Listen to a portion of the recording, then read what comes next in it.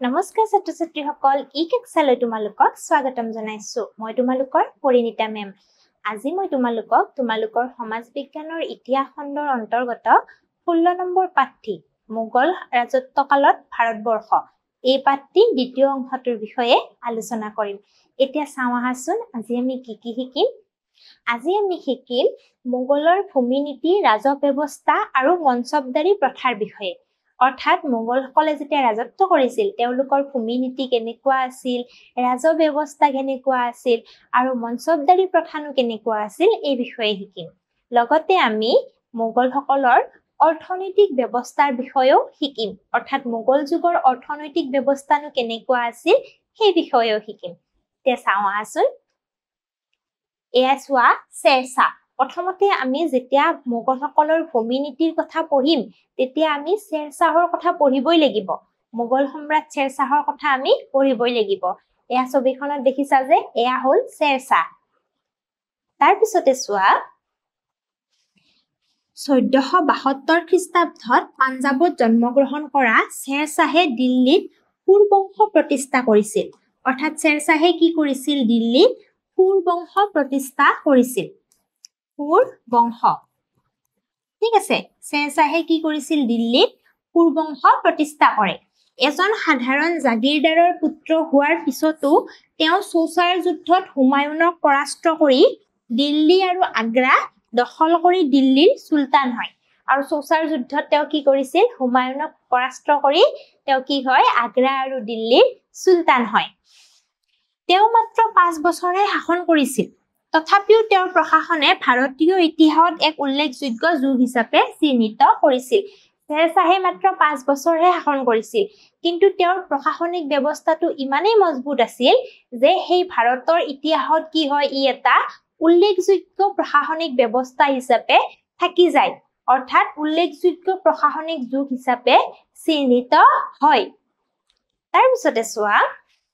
শেৰশাহে সামৰিক সাধাৰণ প্ৰশাসন ধৰ্মীয় আৰু ভূমি নীতি অৰ্থনীতি মুদ্ৰা আৰু কৰ ব্যৱস্থা বাণিজ্য আৰু ডাক সেৱাৰ সংস্কাৰ কৰিছিল অৰ্থাৎ মুদ্ৰা অৰ্থনীতি ডাক সেৱা ভূমি নীতি আদি সকলোবোৰ বিষয়ৰ কি হৈছিল শেৰশাহে সংস্কাৰ কৰিছিল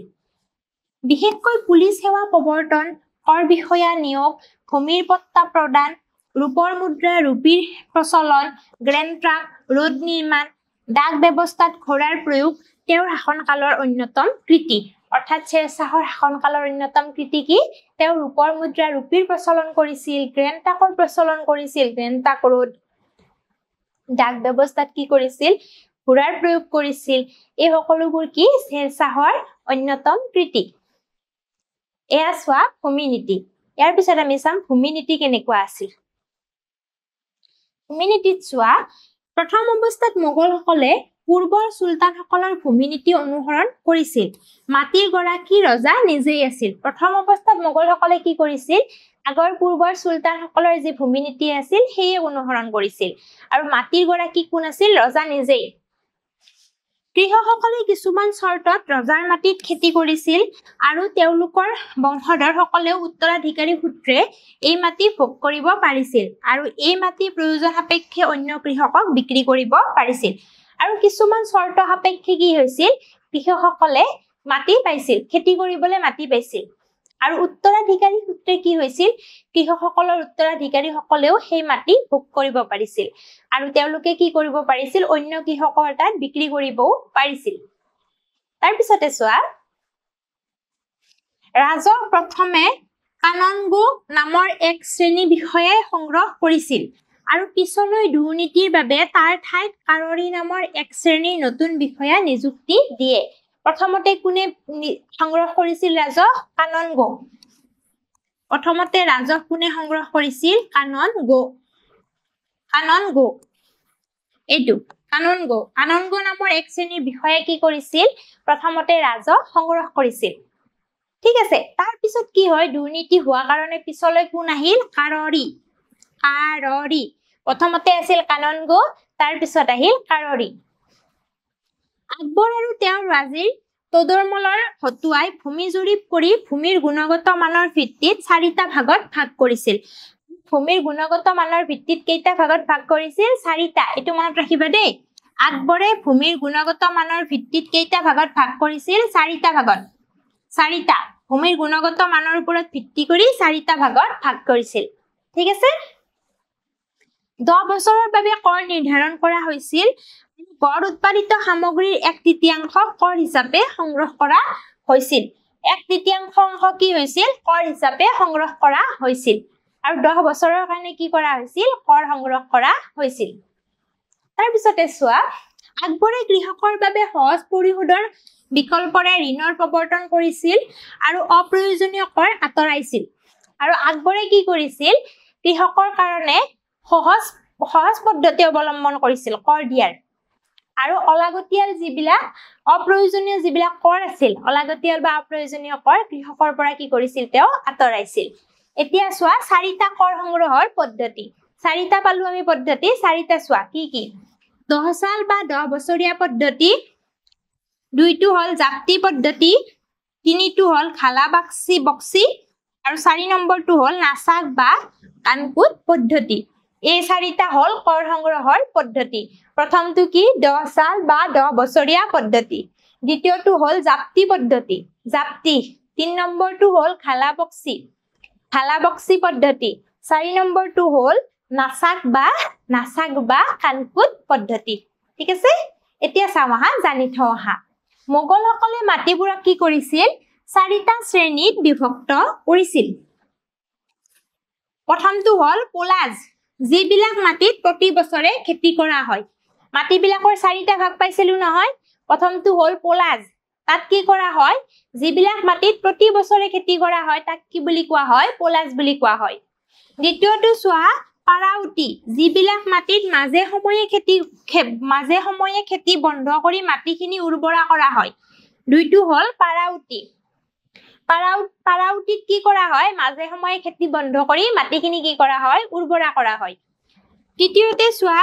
সাচ্চাৰ যি মাটি 3-4 বছৰ খেতি কৰা নহয় সাচ্চাৰত কি কৰা হয় 3-4 বছৰ খেতি কৰা নহয় 4 নম্বৰটো চোৱা বাঞ্জাৰ যি মাটি 5 বছৰ বা তাতোধিক কাল খেতি নোহোৱাকৈ পৰি থাকে আৰু শেষৰটো হল বাঞ্জাৰ আৰু ইয়াতে কি হয় 5 বছৰ বা তাতকে অধিক কাল খেতি-বাতি কৰা নহয় ঠিক আছে এতিয়া চোৱা মনসবদাৰী প্ৰথানো কি মনসবদাৰী প্ৰথাটো চোৱা মনসবদাৰী ব্যৱস্থা আছিল মোগল প্ৰশাসনৰ এটা মূল বৈশিষ্ট্য মনসবদাৰী ব্যৱস্থাটো কি আছিল মোগল প্ৰশাসনৰ এটা মূল বৈশিষ্ট্য আছিল মনসব হল এটা আৰবী শব্দ আৰু ইয়াৰ অৰ্থ হল পদ বা স্থান মনসব হল এটা আৰবী শব্দ আৰু ইয়াৰ অৰ্থ হল পদ বা স্থান হেয়ে মনসবদাৰ শব্দটোৱে পদ মৰ্যাদা বা উপাধিৰ ইংগিত দিছে সেইকাৰণে মনসবদাৰে কি বুজায় পদ বা মৰ্যাদা বা উপাধি বুজায় অনুশাসিত আৰু দক্ষ সশস্ত্ৰ বাহিনী সংগঠিত কৰিবলৈ 1577 খ্ৰীষ্টাব্দত আকবৰে এই প্ৰথাৰ প্ৰৱৰ্তন কৰে মনসবদাৰী প্ৰথাৰ প্ৰৱৰ্তন কোনে কৰিছিল আকবৰে আৰু কেতিয়া কৰিছিল 1577 খ্ৰীষ্টাব্দত ঠিক আছে আকবৰে কি কৰিছিল মনসবদাৰী প্ৰথাৰ প্ৰচলন কৰিছিল 1577 খ্ৰীষ্টাব্দত মনসবদাৰ সকলে সামৰিক আৰু অসামৰিক দুয়োটা ভূমিকাতে সেৱা আগবঢ়াইছিল আৰু মনসবদাৰ সকলে কি কৰিছিল সামৰিক আৰু অসামৰিক দুয়োটাতে কি কৰিছিল সেৱা আগবঢ়াইছিল তাৰ পিছতে চোৱা এই মনসবদাৰ প্ৰথাটো কিন্তু বংশগত নহয় অৰ্থাৎ এটা পদ বা মৰ্যাদা আছিল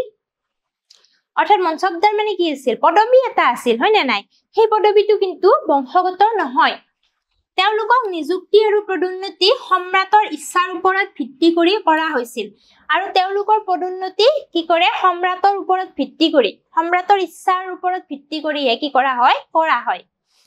পদ বা মৰ্যাদা অনুসৰি মনসবদাৰ সকলৰ পাৰিতোষিক নিৰ্দিষ্ট কৰা হৈছিল আৰু মনসবদাৰ সকলৰ কি কৰা হৈছিল পাৰিতোষিক পদ বা মৰ্যাদা অনুসৰিহে নিৰ্ধাৰণ কৰা হৈছিল এতিয়া চোৱা মোগল যুগৰ অৰ্থনৈতিক অৱস্থা কেনেকুৱা আছিল মোগলসকলৰ এয়া মোগলৰ অৰ্থনীতি কৃষি আৰু হস্তশিল্পৰ ওপৰত ভিত্তি কৰি গঢ় লৈ উঠিছিল মূলত কি আছিল কৃষি আৰু হস্তশিল্প জলবায়ু আৰু ভূমিৰ আঞ্চলিক পাৰ্থক্যৰ বাবে বিভিন্ন ধৰণৰ কৃষি পদ্ধতিৰ সৃষ্টি হয় আৰু বিভিন্ন ধৰণে কি কৰা হয় কৃষি পদ্ধতি কৰা হয় কৃষি কৰা হৈছিল বিভিন্ন পদ্ধতিৰ দ্বাৰা ঠিক আছে উত্তৰ ভাৰতত নীল গম মছলা বাৰ্লি বৰ্জাৰ আদি খেতি কৰা হৈছিল আৰু কপাহৰ খেতি মূলতঃ দক্ষিণ ভাৰতত কৰা হৈছিল উত্তৰ ভাৰতত কি কৰা হৈছিল নীল গম বৰ্জাৰ মছলা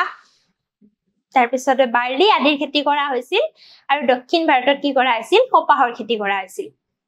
তাৰ পিছতে চোৱা মোগলৰ হস্তশিল্পৰ চাহিদা বেছি আছিল আৰু যাৰ ফলত হস্তনিৰ্মিত কাপোৰ গহনা বাচন বৰ্তনৰ বজাৰ ব্যৱস্থা বৃদ্ধি পাইছিল আৰু হস্তশিল্পৰ কি আছিল চাহিদা বেছি হৈছিল আৰু চাহিদা বেছি থকা কাৰণে কি হৈছিল কাপোৰ গহনা বাচন বৰ্তন আদিৰ বজাৰবিলাক কি হৈছিল বৃদ্ধি পাইছিল বজাৰ ব্যৱস্থা বৃদ্ধি হৈছিল বংগ আৰু লাহোৰৰ ৰেচম আৰু মসলিন কাপোৰৰ চাহিদা বেছি আছিল বংগ আৰু লাহোৰৰ কি আছিল ৰেচম কাপোৰৰ চাহিদা বেছি আছিল মসলিন আৰু ৰেচম কাপোৰৰ চাহিদা বেছি হৈছিল 1707 খ্ৰীষ্টাব্দত ঔৰংগজেবৰ মৃত্যুৰ পিছত মোগল সাম্ৰাজ্যৰ অৱনতি ঘটে কেতিয়া অৱনতি ঘটিল 1707 খ্ৰীষ্টাব্দত 1707 খ্ৰীষ্টাব্দত কি হ'ল ঔৰংগজেবৰ মৃত্যু হ'ল আৰু তাৰ পিছতে কি হ'ল মোগল সাম্ৰাজ্যৰ অৱনতি ঘটিল এতিয়া চোৱা অৱনতিৰ কাৰণ মোগল সাম্ৰাজ্যৰ কিয় অৱনতি হ'ল মোগল সাম্ৰাজ্যৰ যে অৱনতি হ'ল কি কাৰণে হ'ল কাৰণ চোৱা দুৰ্বল উত্তৰাধিকাৰী আভ্যন্তৰীণ সংঘাত সামৰিক দুৰ্বলতা আৰু শিখ আৰু মাৰাঠাৰ উত্থান উত্তৰাধিকাৰী কি আছিল দুৰ্বল আছিল আভ্যন্তৰীণ সংঘাত হৈছিল মোগলসকলৰ সম্ৰাটসকলৰ মাজত কি হৈছিল আভ্যন্তৰীণ সংঘাত হৈছিল আৰু সামৰিক দুৰ্বলতা অৰ্থাৎ সেনা বাহিনী দুৰ্বল হৈ আহিছিল লগতে শিখ আৰু মাৰাঠাসকলৰ উত্থান হৈছিল এই কাৰণে কি হ'ল মোগল সাম্ৰাজ্যৰ অৱনতি হ'ল 1739 খ্ৰীষ্টাব্দত নাদিৰ শাহৰ আক্ৰমণে সাম্ৰাজ্যৰ ভেটি কঁপাই থৈ গৈছিল বুলি ক'ব পৰা যায় 1739 খ্ৰীষ্টাব্দত কি হৈছিল নাদিৰ শাহে আক্ৰমণ কৰিছিল আৰু আক্ৰমণৰ ফলত মোগল সাম্ৰাজ্যৰ ভেটি কি হৈছিল কঁপাই থৈ গৈছিল ঠিক আছে বুজি পাইছা নিশ্চয় এতিয়া চাওঁ আহা মূল্যায়নৰ ফালে প্ৰথমটো চোৱা মোগলসকলে মাটিবোৰক কেই শ্ৰেণীত ভাগ কৰিছিল 2 3 4 কেই শ্ৰেণীত ভাগ কৰিছিল মোগলসকলে মাটিবোৰক কেই শ্ৰেণীত ভাগ কৰিছিল 4টা শ্ৰেণী হয় নাই 4টা মোগলসকলে মাটিবোৰক 4টা শ্ৰেণীত ভাগ কৰিছিল ঠিক আছে এতিয়া চাওঁ দ্বিতীয়টো প্ৰশ্ন প্ৰথম অৱস্থাত মোগলসকলে পূৰ্বৰ সুলতানসকলৰ ভূমি নীতি অনুসৰণ কৰিছিল মাটিৰ গৰাকী আছিল ৰজা নিজেই শুদ্ধ নে অশুদ্ধ কি হৈছিল প্ৰথম অৱস্থাত মোগলসকলে পূৰ্বৰ সুলতানসকলৰ ভূমি নীতি অনুসৰণ কৰিছিল আৰু মাটিৰ গৰাকী ৰজা নিজেই আছিল নে শুদ্ধ হ'ব নে অশুদ্ধ হ'ব শুদ্ধ হয় নে নাই প্ৰথম অৱস্থাত কি হৈছিল তেওঁলোকে পূৰ্বৰ সুলতানসকলৰে ভূমি নীতি গ্ৰহণ কৰিছিল আৰু মাটিৰ গৰাকী কোন আছিল ৰজা নিজেই আছিল শুদ্ধ হয় নাই এতিয়া চোৱা তৃতীয়টো প্ৰশ্ন ৰাজা প্ৰথমে দেশ নামৰ এক শ্ৰেণী বিষয়াই সংগ্ৰহ কৰিছিল প্ৰথমতে কি নামৰ শ্ৰেণী বিষয়া সংগ্ৰহ কৰিছিল ৰাজা কি হ'ব ৰাজা প্ৰথমে দেশ নামৰ শ্ৰেণী বিষয়াই সংগ্ৰহ কৰিছিল প্ৰথমতে কোনে কৰিছিল কানন গো নামৰ এক শ্ৰেণী বিষয়াই সংগ্ৰহ কৰিছিল প্ৰথমতে ৰাজহ কোনে সংগ্ৰহ কৰিছিল কানন গো নামৰ এক শ্ৰেণী বিষয়াই সংগ্ৰহ কৰিছিল ঠিক আছে বুজি পাইছা নিশ্চয়